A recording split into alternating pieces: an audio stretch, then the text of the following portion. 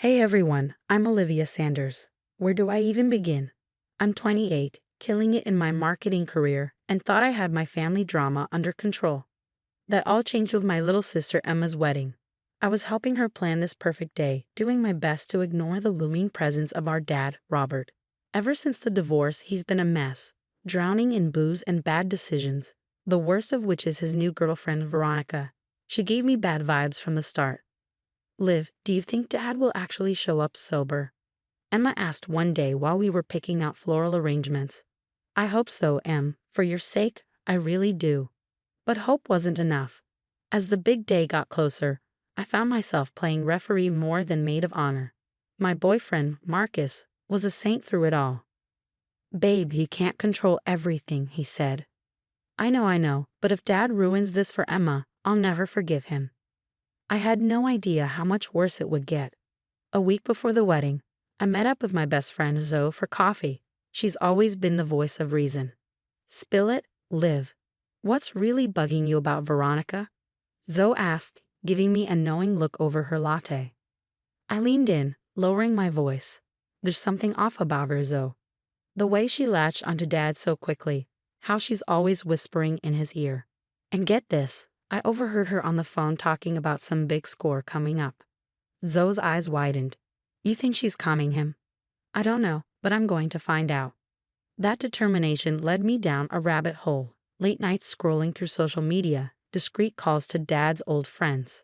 I was piecing together a puzzle I wasn't sure I wanted to solve. The day before the wedding, Emma and I were at the venue when Dad and Veronica showed up unannounced. Daddy. Emma squealed, running to hug him. I stayed back, watching as Veronica's eyes darted around, calculating. My little girl, all grown up, Dad slurred, and my heart sank. He was already buzzed. Robert, darling, let's check out the bar. Veronica cooed, shooting me a smug look as they walked away. Emma turned to me, her eyes glistening. Liv. I cut her off with a hug. Don't worry, sis. Tomorrow's about you and Jake. Nothing's going to ruin it. If only I had known how wrong I was. They call it the calm before the storm. Well, our storm was brewing, and it was about to hit like a Category 5 hurricane. Standing there, holding my baby sister, I made a silent vow. Come hell or high water, I was going to protect her happiness.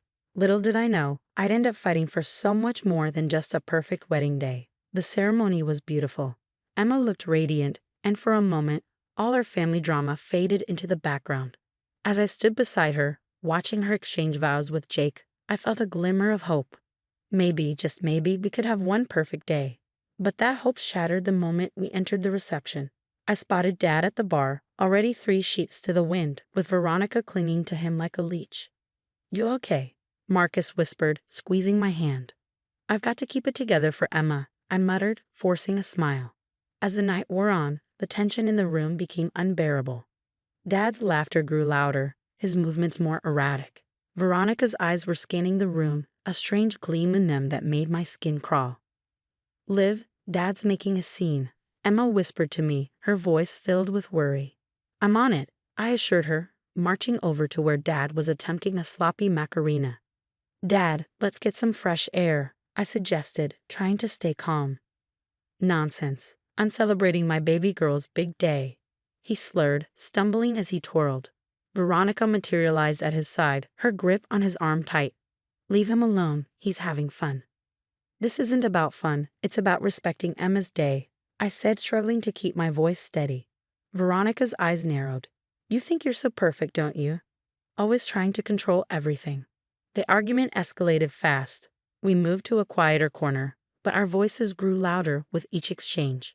You don't know anything about our family, I spat.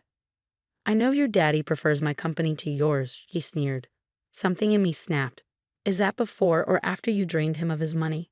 Veronica's face twisted with rage, and in a flash, she lunged at me, grabbing a knife from a nearby dessert table. Everything slowed down. I saw the blade glint under the reception lights, heard the screams, felt my heart race. All I could think was, I ruined Emma's wedding.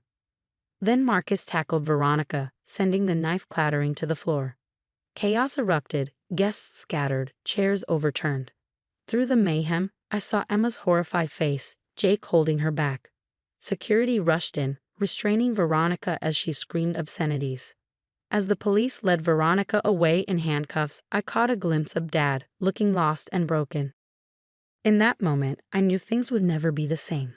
The days after the wedding were a blur of police reports and sleepless nights.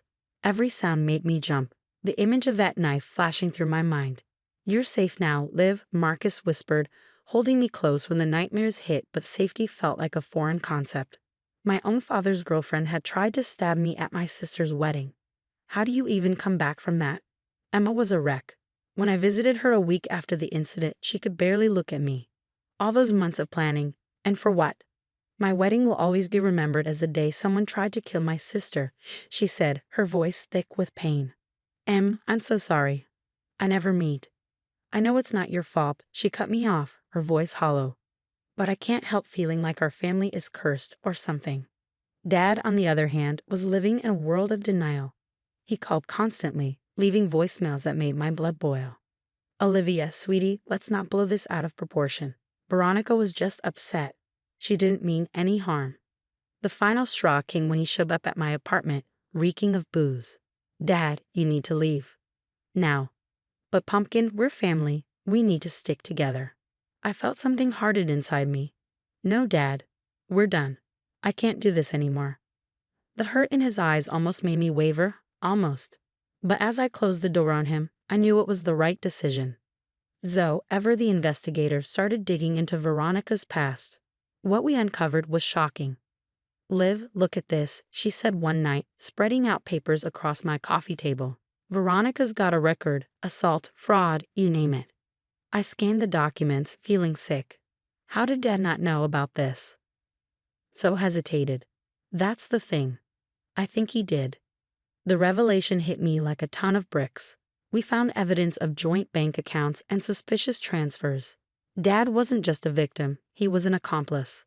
Telling Emma was one of the hardest things I've ever done. We sat in her kitchen, the wedding gifts still unopened in the corner.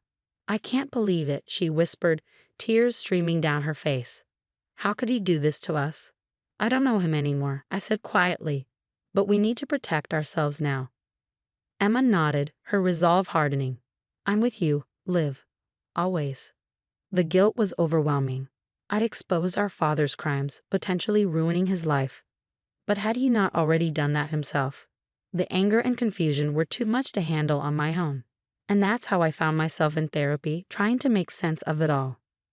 "Olivia, it's okay to feel conflicted," my therapist, Dr. Chen, assured me. "You've been through a traumatic experience and you're grieving the loss of the father you thought you had. But shouldn't I hate him after everything he's done?" There's no should when it comes to emotions. What's important is acknowledging how you feel and working through it. Working through it. Easier said than done. As I left Dr. Chen's office that day, I felt a tiny spark of hope. It wasn't much, but it was a start. Maybe, just maybe, I could build something beautiful from the ashes of what my family used to be. 6 months after the wedding fiasco, I found myself in a place I never thought I'd be, happy, despite everything.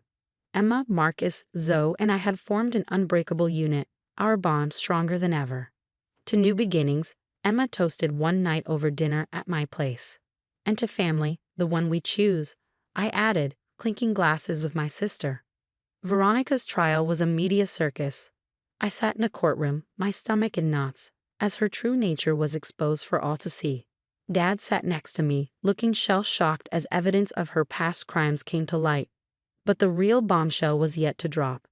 Zoe and I had been working tirelessly, gathering evidence of Dad's involvement in Veronica's schemes.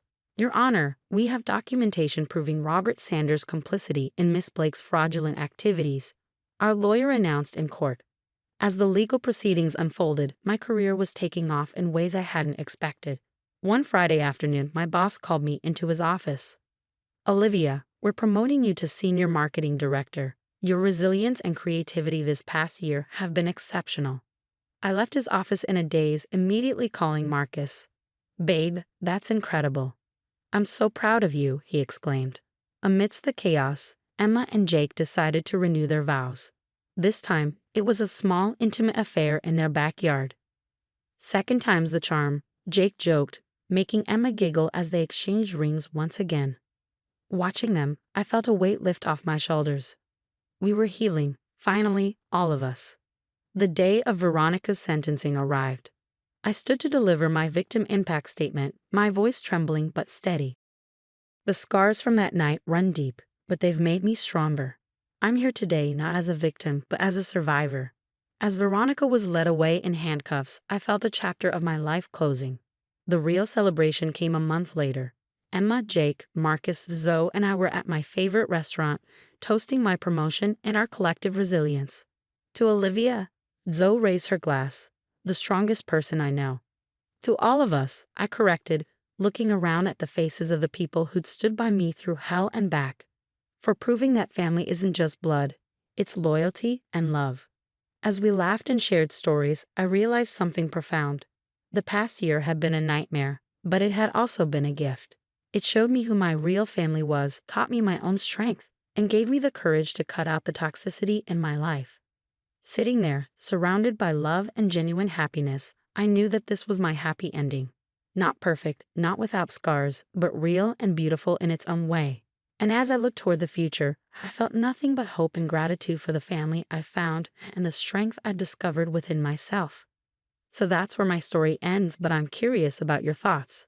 If you were in my shoes, would you have given your father another chance after everything he did? Or would you have maintained those boundaries like I did? It's a tough call, and I'm sure many of us have faced similar dilemmas with toxic family members. Share your experiences in the comments. I'd love to hear how you've handled these situations in your own lives. If this story resonated with you, please hit that like button and consider subscribing for more real-life drama and discussions about navigating complicated family dynamics. Your support means the world to me, and it helps me continue sharing these personal stories. Thanks for watching, and I'll see you in the next video.